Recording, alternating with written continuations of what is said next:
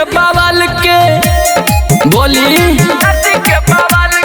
अग्नि बतया रमी भइल 4 साल के देखतानी न्यूज विद्यार्थी के बवाल के तो सब कोई पढ़ल के बेटी तारा कारी कैसे भागी बेरोजगारी आ खुदे रोले मोदी चाचा चाहे के व्यापारी कैसे भागी बेरोजगारी आ सब कोई पढ़ल के बेटी तारा कारी कैसे भागी बेरोजगारी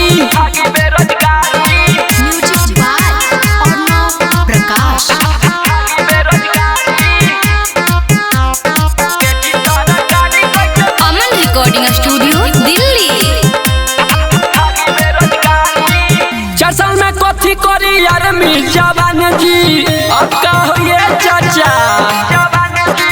संकट में पड़ल बा के पूरा हिंदुस्तान जी अब ये रह गेल बा देखे के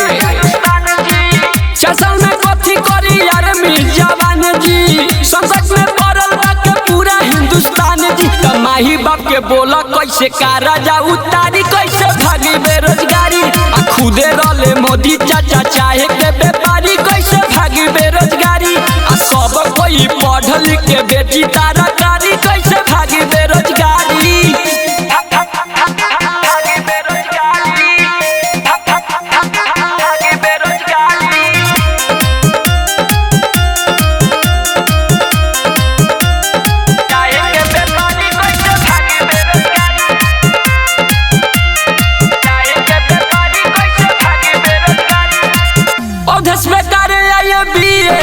कोनो काम ना भइल पढ़ाई लिखाई के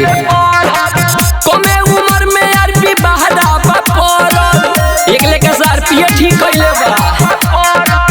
अध्यक्ष में करे आईएल पढ़ल कमे उम्र में आरपी बहरा बा पड़ल त सोहना संवरिया सही कैलस गीतकारी कैसे भागी बेरोजगारी आ खुदे रहले मोदी चाचा चाहे के व्यापारी कैसे भागी बेरोजगारी आ सब कोई पढ़ल के बेटी तारा कारी कैसे भागी बेरोजगारी। अमन रिकॉर्डिंग स्टूडियो दिल्ली।